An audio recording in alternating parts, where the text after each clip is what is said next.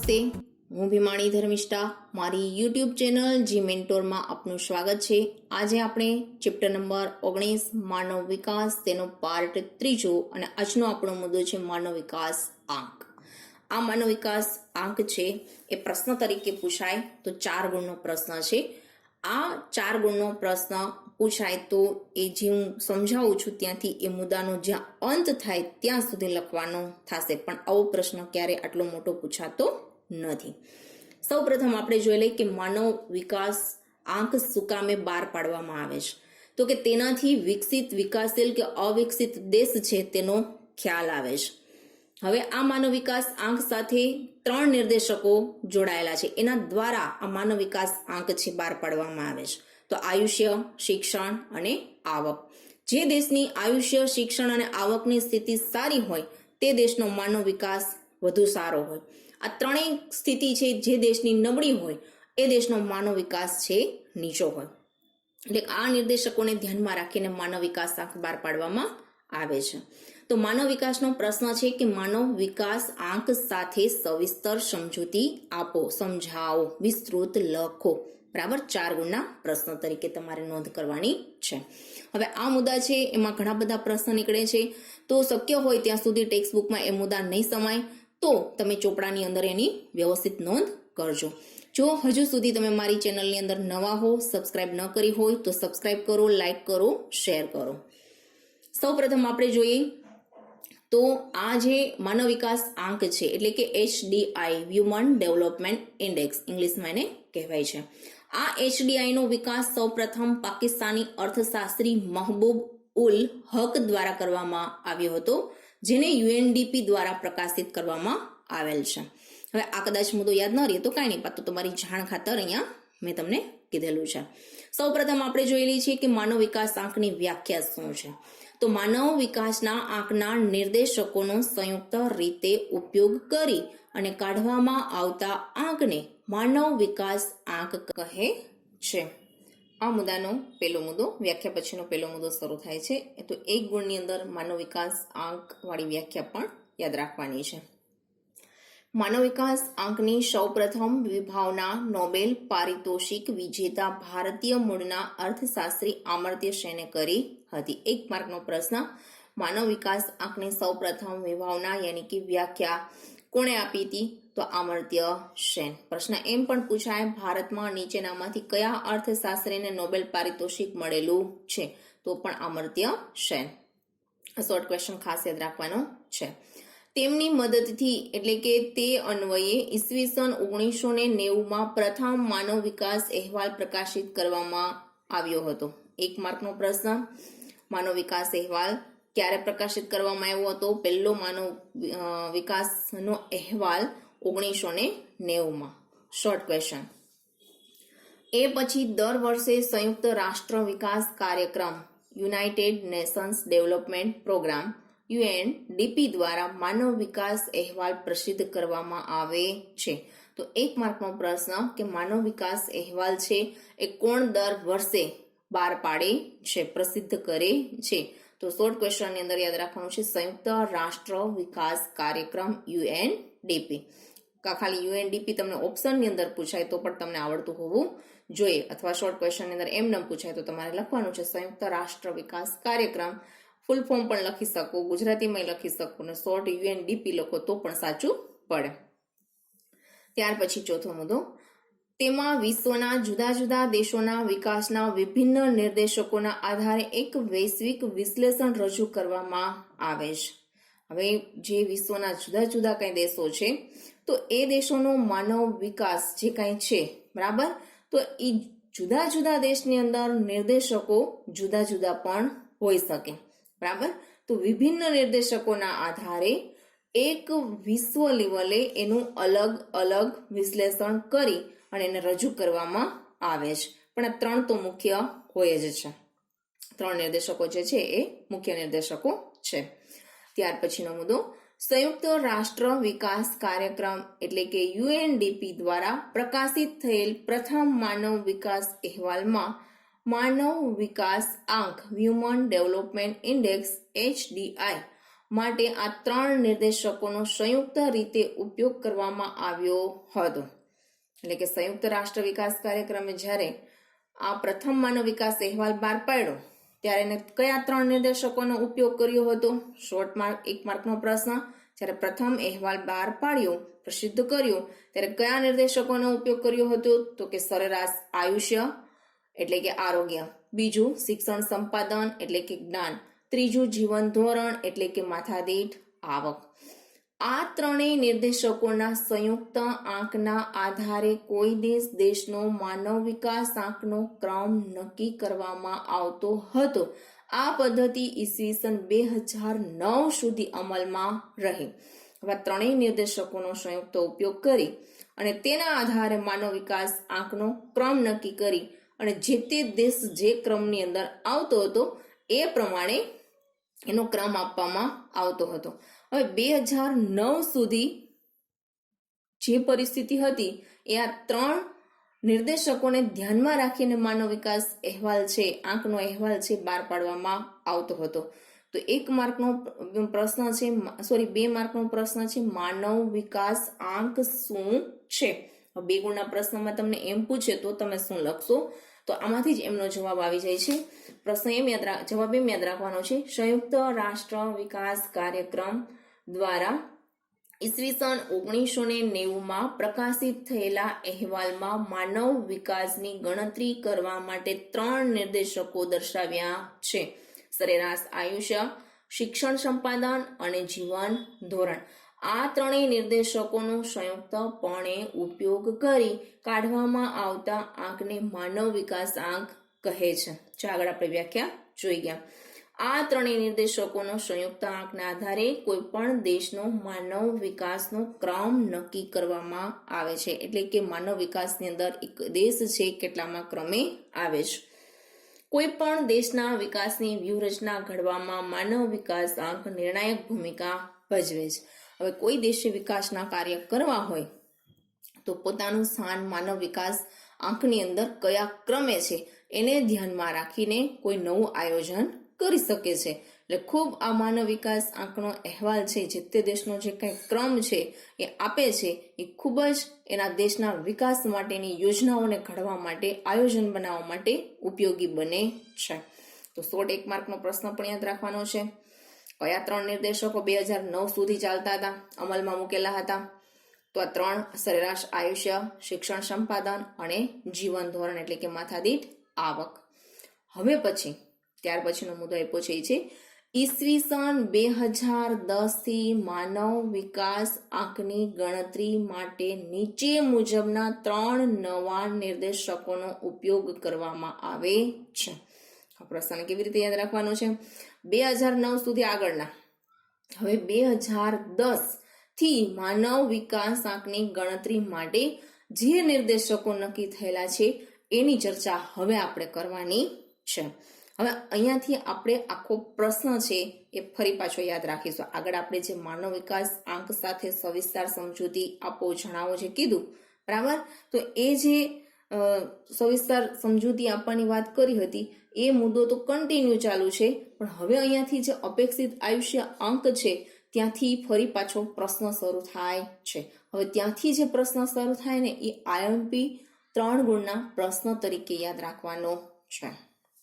જોઈ લઈએ આપણે પ્રશ્ન છો. પ્રશ્નનું હેડિંગ મારજો, ખાસ મારજો. માનવ વિકાસ આંકની ગણતરી કઈ રીતે કરાય છે? આવા 3 અથવા 4 ગુણના પ્રશ્નમાં પૂછાય. તો તમારે 3 ગુણમાં તો ખાસ યાદ રાખવાનો છે, બરાબર? 3 અથવા 4. હવે અથવામાં આ પ્રશ્ન પૂછાય તો એમ પૂછાય, માનવ વિકાસ આંક માપવા માટે ના નિર્દેશકોની સમજૂતી આપો. બરાબર? તમને એમ કે માનવ વિકાસ આંક માપવા માટેના નિર્દેશકોની સમજૂતી આપો, તોય તમારે આંકડાકીય માહિતીને 3 એના જે નિર્દેશકો છે ડીપમાં સમજાવવાના થાય. હવે 2 ગુણનો પ્રશ્ન તમારે યાદ રાખવાનો છે. માનવ વિકાસ આંકના માપનની નવી પ્રવિધિમાં કયા કયા નિર્દેશકોનો ઉપયોગ કરાય છે? આ 2 ગુણનો પ્રશ્ન થયો. તમને પ્રશ્ન એમ બી પૂછે, માનવ વિકાસાંકના માપનની નવી પ્રવિધિમાં કયા કયા નિર્દેશકોનો ઉપયોગ કરાય છે? એ એક ગુણમાં પૂછાય તો માત્ર 3 શબ્દ લખવાના છે, અપેક્ષિત આયુષ્ય અંક, શિક્ષણ અંક અને ત્રીજું એ પૂછે આવક અંક. બરાબર, પણ 2 ગુણનો પ્રશ્ન પૂછાય તો તમારે આ 3 મુદ્દા છે, 2 અથવા 3 ગુણની અંદર પૂછાય તો આ તમારે 3 મુદ્દા છે એને ડીપમાં સમજાવવાના છે. 3 પ્રશ્નના મુદ્દાની નોંધ એટલે કે પ્રશ્નની નોંધ વ્યવસ્થિત મારજો, એટલે તમને ખબર પડે. બુકની અંદર લખજો, કારણ કે આ 3 પ્રશ્ન છે એ બોર્ડની અંદર પૂછાઈ ગયેલા પ્રશ્ન છે. છેલ્લું પ્રશ્નનું જે સ્વરૂપ આપ્યું મેં હમણાં તમે બોલી છું, માનવ વિકાસાંકના માપનની નવી પ્રવિધિમાં કયા કયા નિર્દેશકોનો ઉપયોગ કરાય છે? આ પ્રશ્ન 2018 ની અંદર બોર્ડમાં 3 ગુણના પ્રશ્ન તરીકે પૂછાઈ ગયેલો છે. એટલે જરૂરી નથી કે બોર્ડમાં પૂછાઈ ગયેલો છે એટલે આ જ સ્વરૂપ પૂછાય. બરાબર, સ્વરૂપને ફેરવી નાખી અને પ્રશ્ન જે આગળ મેં તમને 2 કરાવ્યા એ પ્રશ્ન પણ મૂકી શકે. હવે જોઈ લઈએ આપણે આ પ્રશ્નને વિગતવાર સમજૂતી 3 મુદ્દાની જોઈ લઈએ. પહેલો મુદ્દો આપ્યો છે અપેક્ષિત આયુષ્ય અંક. હવે આ અપેક્ષિત આયુષ્ય અંક શું છે? લાઈફ એક્સપેક્ટન્સી ઇન્ડેક્સ, LEI ઇંગ્લિશમાં એને કહેવામાં આવે છે. હવે એની વ્યાખ્યા જોઈ લઈએ. આરોગ્ય અને દીર્ઘાયુના માપન માટે બાળકોના જન્મ સમયે તે કેટલા વર્ષનું આયુષ્ય ભોગવી શકશે તેવી અપેક્ષાને અપેક્ષિત આયુષ્ય તરીકે ઓળખવામાં આવે છે. અપેક્ષિત એટલે અપેક્ષા રાખવામાં આવે છે. હવે શું કે છે સમજો. આરોગ્ય, હવે જે દેશની અંદર બાળકના જન્મ સમયે બાળક ખૂબ હેલ્ધી હોય, બરાબર, તો એ બાળકની તંદુરસ્તી જોઈ અને એવું નક્કી અપેક્ષા રાખવામાં આવે કે આ બાળક લાંબુ આયુષ્ય ભોગવશે. તો દેશની અંદર જે દેશમાં આરોગ્ય સુવિધાઓ, દવાખાનાઓ, દવા, રસી, એમ્બ્યુલન્સ, સ્ટાફ નર્સ અને ડોક્ટરોનો સારો એવો પૂરતો સ્ટાફ હોય, આ બધી સુવિધા જે દેશની અંદર વધુ હોય ત્યાં બાળક જે જન્મે છે એ બાળક હેલ્ધી પણ હોવાનું છે. એટલે બાળકના જન્મતાની સાથે એને સારી ટ્રીટમેન્ટ આપી અને બાળકને તંદુરસ્ત બનાવવામાં પણ આવે છે. એટલે કહેવાનો મતલબ એ છે કે જ્યાં આરોગ્ય સુવિધા સારી હશે ત્યાં એની આયુષ્ય મર્યાદા પણ ખૂબ ઊંચી હશે. પણ જ્યાં આ બધી સુવિધા નહીં હોય ત્યાં એની આયુષ્ય મર્યાદા પણ એ દેશની ઓછી જોવા મળશે. એટલે બાળકના જન્મ સમયે જ તે કેટલા વર્ષનું આયુષ્ય ભોગવશે એવી એક અપેક્ષા બાંધવામાં આવે છે. એને અપેક્ષિત આયુષ્ય અંક તરીકે ઓળખવામાં આવે છે. એટલે જે દેશની અંદર સારી સુવિધા હશે તો એનું મહત્તમ આયુષ્ય અહીંયા આપ્યું છે, વિશ્વ લેવલના આંકડા આપેલા છે, એ છે 83.6 વર્ષ. જો આરોગ્યની સુવિધા ખૂબ સારી હશે, બાળક પણ જન્મ સમયે હેલ્ધી હશે અને ડોક્ટરી ટ્રીટમેન્ટ પણ બહુ સારી એવી જોરદાર જે દેશની અંદર બધી હશે, બધી સુવિધાઓ સારી હશે, તો મહત્તમ વધુમાં વધુ 83.6 વર્ષ. પણ અપવાદરૂપની અંદર ઘણા બધા વ્યક્તિ 100 વર્ષ ઉપર પણ જીવે છે. બરાબર, અપવાદરૂપ શબ્દ વાપરું છું. અને ન્યૂનતમ એટલે જે દેશમાં ઓછી સુવિધાઓ છે ત્યાં 20 વર્ષ નિર્ધારિત કરવામાં આવે છે. બરાબર, સારું સ્વાસ્થ્ય તો મહત્તમ 83.6, અને જે દેશની અંદર આ સ્વાસ્થ્યનું ધોરણ છે ખૂબ નિમ્ન જોવા મળે તો ત્યાં 20 વર્ષ સુધી નક્કી કરવામાં આવે છે. ભારતની વાત કરીએ તો માનવ વિકાસ અહેવાલ 2015 પ્રમાણે ભારતનું અપેક્ષિત આયુષ્ય આંક 68 વર્ષ છે. કારણ કે ભારતની અંદર છેલ્લા ઘણા વર્ષોથી ડોક્ટરી સુવિધાઓ છે, મેડિકલી સુવિધાઓ છે, ડોક્ટર, સ્ટાફ, હા તે બધું સરકાર છે એના ઉપર બહુ વોચ રાખી રહી છે, ધ્યાન રાખી રહી છે, સારી સારી હોસ્પિટલો બનાવી રહી છે, સારી દવાઓનું સંશોધન, રસીઓનું સંશોધન. તો સરકાર એની પાછળ ઘણો બધો ખર્ચ કરી રહી છે અને આપણી આયુષ્યમાં વધારો કરવાનો પ્રયાસ કરી રહી છે. ત્યાર પછીનો બીજો મુદ્દો છે શિક્ષણ આંક, એજ્યુકેશન ઇન્ડેક્સ, EI તરીકે ઓળખાય છે, જે શિક્ષણ સંપાદન તરીકે પણ ઓળખાય. આગળ આપણે શિક્ષણ સંપાદન જૂના નિર્દેશકોમાં વાત કરી હતી શિક્ષણ સંપાદનની. હવે 2 પેટા નિર્દેશકોમાં એને વિભાજિત કરવામાં આવ્યું છે. પેલું છે શાળાકીય સરેરાશ વર્ષો, ઇંગ્લિશમાં કહેવાય છે means years of schooling, MYS. હવે આ શું કે છે? શાળાકીય સરેરાશ વર્ષ.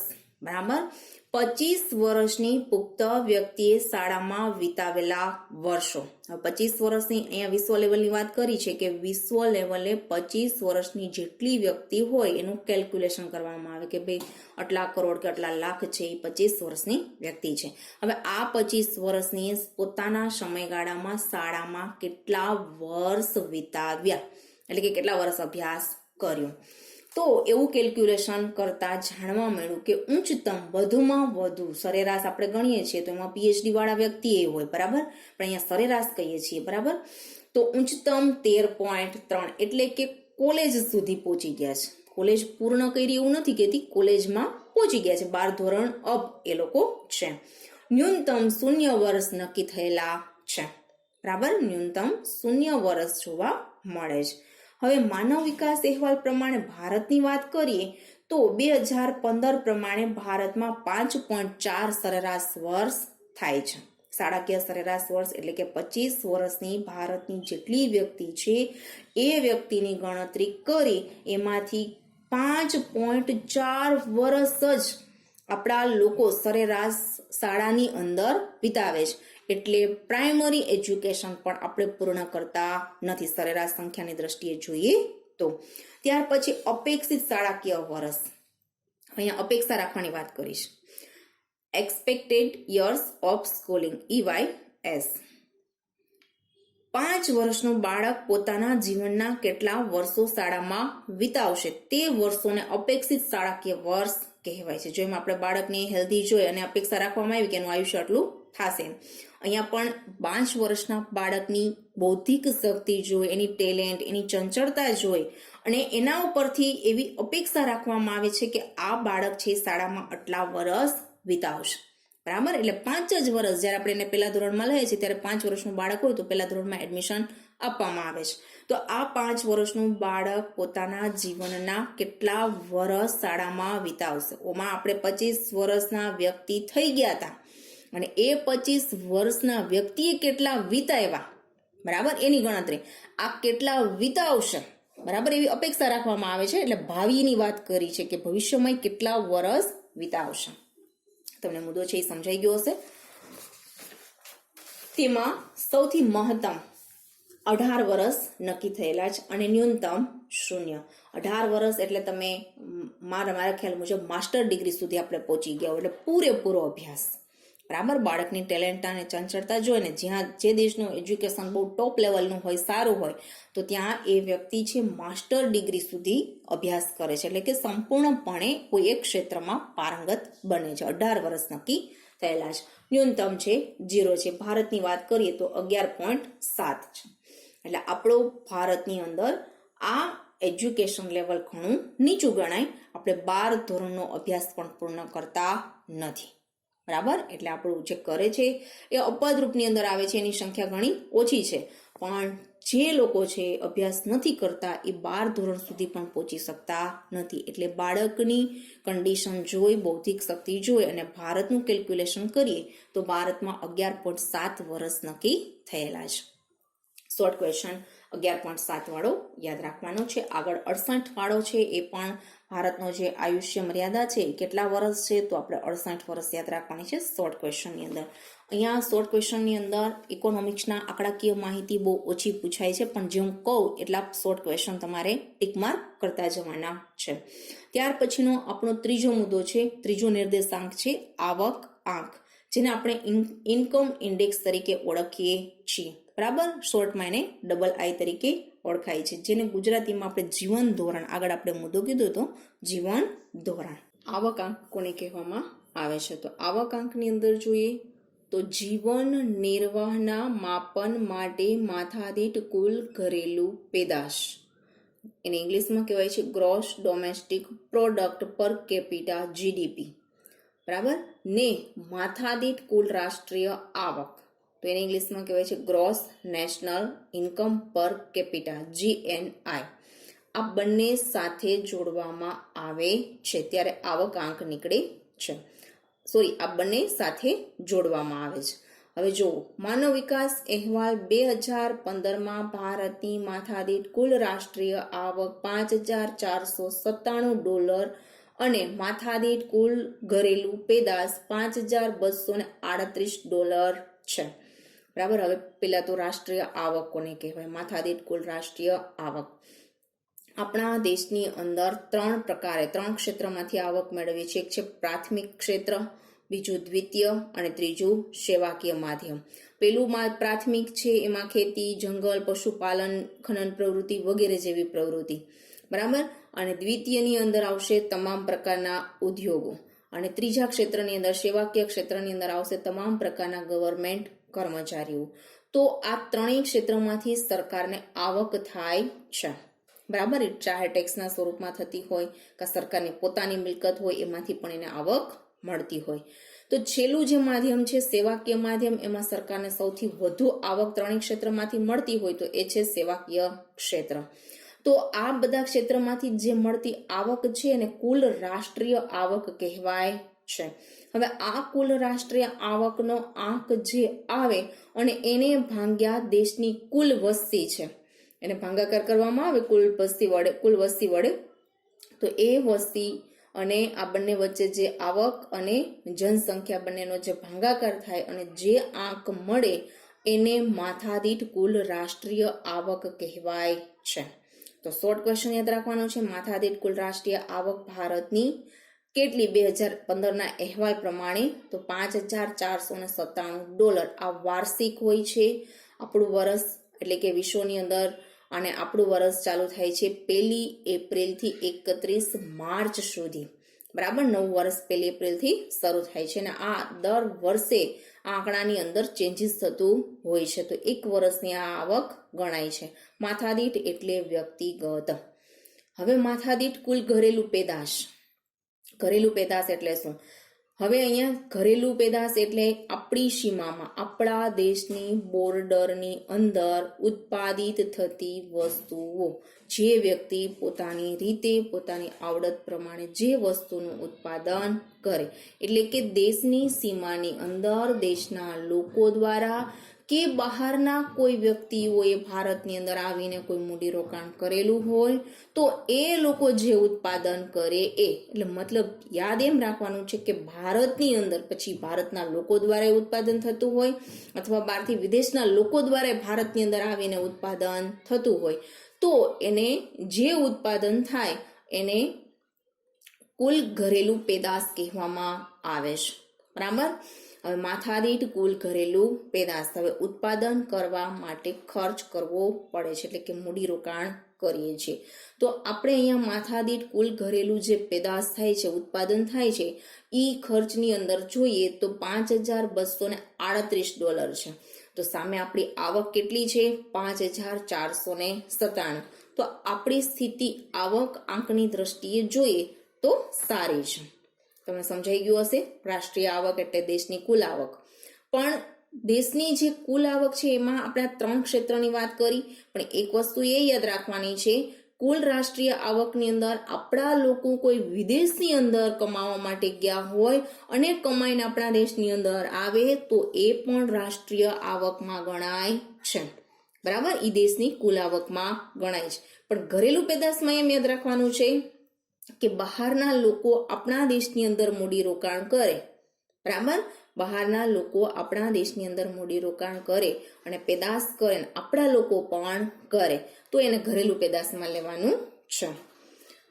અહીંયા રાષ્ટ્રીય આવક અને કુલ ઘરેલું પેદાશ બેના આંકડા યાદ રાખવાના છે. કુલ ઘરેલું પેદાશ માથાદીઠ છે આપણી $5,238. ત્યાર પછી આગળ માથાદીઠ આવકની ગણતરી માટે જે તે દેશની આવકને USA એટલે કે અમેરિકાના ચલણ મૂલ્યમાં ગણવામાં આવે છે. વિશ્વની અંદર વ્યવહાર એક સરખો જળવાઈ રહે. બરાબર. એટલે $1 નક્કી કરી નાખ્યા છે જે અમેરિકાની અંદર જે ચલણ ચાલે છે. ઘણા દેશમાં યુરો ચાલતું હશે, પાઉન્ડ ચાલતું હશે, તો વ્યવસ્થા જળવાઈ રહી એ અર્થે ડોલર નક્કી કરેલા છે. અમેરિકાનું ચલણ છે ડોલર. એટલે જે ખરીદ શક્તિ છે, બરાબર, જે આવક અને ખર્ચનો જે કઈ વ્યવહાર ચાલે છે એ ડોલરની અંદર થાય છે. તો માથાદીઠ આવકની ગણતરી અને જે તે દેશની આવકની ગણતરી છે ડોલરની અંદર કરાય છે. એટલે વિશ્વ લેવલે આપણે ભલે રૂપિયાનું ચલણ આપણું ચાલતું હોય, પણ વિશ્વ લેવલે વિશ્વ બેંકની અંદર આપણો ડોલરની અંદર વ્યવહાર થતો હોય. તેને હવે આ રીતે જે ચલણ મૂલ્યમાં ગણવામાં આવે તેને સમ ખરીદ શક્તિ તરીકે ઓળખવામાં આવે છે, એટલે કે પરચેસિંગ પાવર પેરિટી ઇંગ્લિશમાં એને કહેવાય છે. હવે સમ ખરીદ શક્તિ એટલે શું એનું ઉદાહરણ આપીને તમને સમજાવું છું.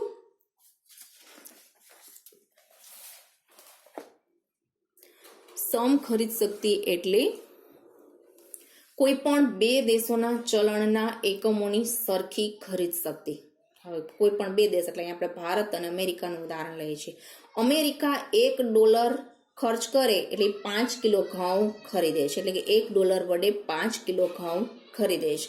ભારતમાં 5 કિલો ઘઉં ખરીદવા માટે 65 રૂપિયા ચૂકવવા પડે છે. હવે બેની સમ ખરીદ શક્તિ થઈ ગઈ. જો ભારત 65 રૂપિયા ચૂકવવા પડે છે તો તે ડોલર અને 65 એટલે કે $1 અને 65 રૂપિયાની સમ ખરીદ શક્તિ ગણાય. હવે તમે $1 ચૂકવો તો તમને 5 કિલો ઘઉં મળશે, અને એ $1 બરાબર 65 રૂપિયા તમે ચૂકવો ત્યારે તમને 5 કિલો ઘઉં મળે.